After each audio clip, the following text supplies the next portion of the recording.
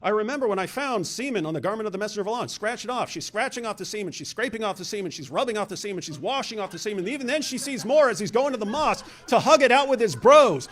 I would want a restraining order against this guy to keep him far away from me. This is the prophet that someone invented?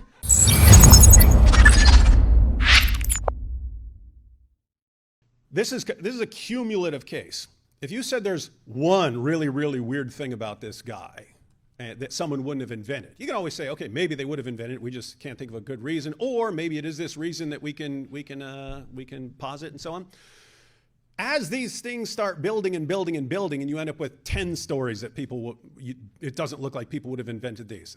And you can maybe come up with explanations for them all, but the explanations all seem a bit of a stretch. That's the stretch when you start multiplying the stories till you get to 10 and 20 and 50 and 100 and 400 and so on. That becomes a bit much. And when we have all of these stories combined, really, really weird, you look at this and it's, the best explanation is that there was some historical weird person with a lot of issues and a lot of problems. That's the best explanation of the actual evidence that we have. As far as Muhammad making false prophecies, I didn't catch a response to that part, but Muhammad made prophecies that by the time these things are supposedly being invented, they had already been falsified. So suppose, as Robert was arguing, Robert was claiming that, they were kind of collecting various things of various people, stories about other people over the time. Why do you keep that one? Let's have our source about Muhammad that we're making up right now. Hey, I remember an old story about a guy who delivered a prophecy that never ever came true. Let's put that on Muhammad's mouth. Doesn't make sense. As far as Muhammad eating the food prepared by a Jewish woman whose family he had slaughtered, which caused him to die in exactly the way the Quran said he would die if he was a false prophet, Robert says, well, that doesn't make Muhammad look bad. It makes the Jews look bad makes the Jewish woman look bad for killing the guy that slaughtered her entire family. But suppose you wanted to go with that. If you say, here was the motivation for making up this story. Wanted to make Jews look bad. Well, why not say a bunch of Jews got together and kill him? You can make up anything you want, right? Why not make up something that doesn't make Muhammad look like one, like a false prophet, and two, like the biggest idiot in the history of humanity? I mean, if I were making up a story about some awesome prophet, it wouldn't be that he's the one person in the history of humanity who thinks it's a good idea to accept an invitation of a delicious meal from a woman whose family you just slaughtered. Sounds really weird. So as far as Robert's arguments, he says that these stories weren't invented by one person, so it's not like one guy sat down and he's coming up with something completely coherent. There are all kinds of people, in different times coming up with stories, and that of course can be the case. But you're still looking at these stories, and lots of people are sharing the same stories, which look like they go back to earlier common sources and so on. And if you know this guy over here and he's coming up with a story and you came up with a different story and his makes Muhammad look like a complete lunatic, why? Why do you share that case? Why do you share that story?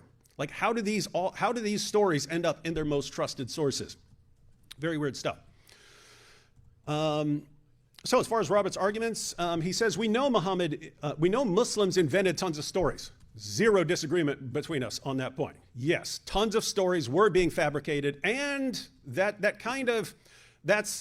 one of the things that leads people to go in the direction Robert has gone. If you got these guys and this is a false story, they're making this up, they're making that up, they're making this up, they're making that up. Okay, we're dealing with the biggest bunch of liars the world has ever seen. Why would we trust their story about Muhammad? That's the idea behind the historical method. You can sit down with a liar who makes up stories, and you can sit down, if you listen to him long enough, you can start detecting things that he wouldn't make up, because you start figuring out the kinds of things he makes up. And that's what we're dealing with in the Muslim sources. Yes, they were making up miracle stories, and yes, they had earlier sources that say he couldn't perform miracles. So you can actually spot those lies. There are other things that when you're reading the sources and they're constantly trying to make Muhammad look like the greatest man who's ever lived, and you read these things, you're like, why are these things in here? This does not make Muhammad look good at all. Why are they inventing this? And the best explanation for why they included that material is, like it or not, those things happened. And some of them were actually trying to record as much information about Muhammad as they could. So again, Robert points out that there are tons of different and contradictory stories. Zero disagreement there. Yes, the Muslim sources are a big pile of garbage. I'm not exaggerating when I say that. I'm not even trying to be mean. The scholars would say the exact same thing in different words. The hadith collections and so on that come centuries after the events, very, very, very bad late sources. That's true. But even late sources can be used by applying historical principles to find out reliable information. Robert says it's absurd to think that the history of Muhammad was transmitted accurate. That's true. That's true. Because you do have actual like scholars who just treat these sources as totally reliable and so on, and they're not. Robert pointed out there at the very end that Mecca wasn't very important. It's not on the maps and so on. That's true. And I would agree that tons of stuff about Muhammad was exaggerated, embellished. If you read the Muslim sources, Muhammad's supposedly going around, he's conquering Arabia and challenging all the emperors and leaders of his time. No one's ever heard of this guy, the writings we have. No one's ever heard of this guy. So clearly, lots of things were embellished, lots of stories were fabricated and so on.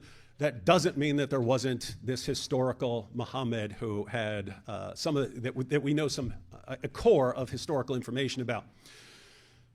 As far as not having the earliest sources, like Robert's pointing out that the material I'm using is derived from 9th century sources. What about earlier and so on? We actually know. Now, keep in mind, if you don't have the sources in front of you, you can kind of say whatever you want. You can say they're made up. But we know about this historically, like the pre-Socratic philosophers like Thales and Anaximander and so on. We don't have their writings. We have later people quoting them back. We have Aristotle quoting these guys. No one thinks Aristotle's just making all these guys up because we don't have the original sources. In the ancient world, if you don't have someone constantly copying and recopying your book doesn't last. So you could say these sources never existed. The 9th century guys are quoting, or they claim to be quoting earlier people. You could say, well, they're not, they're just making it all up. You can say that. But there's a reason the earlier sources didn't last very long. You eventually got to the hadith guys. The hadith guys said, we came up with our new methodology and this is the only way to do history. The earlier guys did not use that method. And so, sorry, you are not using the Islamic method. And so and by the time you got to later people like Bukhari and so on, the earlier sources were really embarrassing. Why? Because the later guys are trying to make Muhammad look really good. And their earlier sources, matter of fact, sometimes they say it. Sometimes they say, we're ignoring these sources because they make Muhammad look really bad. Well, what's that mean? It means the early sources make Muhammad look really bad and later guys are trying to get rid of this material. What's that mean? It means there was a Muhammad who did really embarrassing things. And we have probably a fraction. The material I'm presenting is probably a fraction of the weird stuff that Muhammad did. As far as Robert saying that we don't know what these people were thinking, they could have thought very differently from us. Yeah, there's stuff that we wouldn't invent. So Muhammad marrying a 6-year-old and consummating the marriage at 9. We wouldn't do that, but we can understand that some people would do that, right? The treatment of the slave girls, the rape of captives, prostitution in Muslim sources, wife-beating, violence against critics, killing apostates and Jews and Christians, subjugating Jews and Christians, robbery, torture, slavery. And so if we were inventing a prophet, we would not be inventing these things. But we can imagine other people inventing these kinds of things. But there are things, again, where why would you invent that? It makes no sense given what your goals are in inventing this religion. So Muhammad having 9 wives when he receives a revelation saying they can only have 4. Muslims only get 4, and then he's allowed to have 9, at least 9 that we know of. So why make your guy a hypocrite? Muhammad takes the wife of his own adopted son after he causes the divorce by lusting after her. Right? So he sees her practically naked. He lusts after her, and his adopted son says, you can take her then. Why are you going to invent this story? Muhammad taking the wife of his own adopted son. There are all these stories in the Muslim sources about Muhammad sucking on little boys' tongues. I don't know if you can see that because it's kind of small, but there's a story about Muhammad telling this little kid, Hassan, come here, bring the little boy to me. My time's almost up, so I'll just skip to the end there. Then he said, where's the little one? Call the little one to me. Hassan came running and jumped into his lap. Then he put his hand in his beard. Then the prophet, may Allah bless him and grant him peace, opened his mouth and put his tongue in his mouth. Then he said, oh Allah, I love him, so love him and the one who loves him. Why are you inventing these kind of details about this guy? Hey, you know what we really need about this guy we're inventing? He needs to suck on the tongues of little boys. And then you have all these sources about Muhammad being just covered in semen. What is the point of this? Who's inventing this stuff? You guys don't even know how bad this is. Look, narrated Aisha. I used to wash the semen off the clothes of the Prophet, and even then I used to notice one or more spots in them. Aisha reported, I used to rub off the semen from the clothes of the Messenger of Allah. He would then pray in it. Narrated Aisha, I used to scrape off the semen from the garment of the Messenger of Allah with my hand. I asked Aisha about the clothes soiled with semen. She replied, I used to wash it off the clothes of Allah's Messenger. He would go for the prayer while water spots were still visible. I used to scrape the semen off the garment of Allah's Messenger, and then he offered prayer with it. I remember when I found semen on the garment of the Messenger of Allah and scratched it off. She's scratching off the semen, she's scraping off the semen, she's rubbing off the semen, she's washing off the semen, and even then she sees more as he's going to the mosque to hug it out with his bros. I would want a restraining order against this guy to keep him far away from me. This is the prophet that someone invented?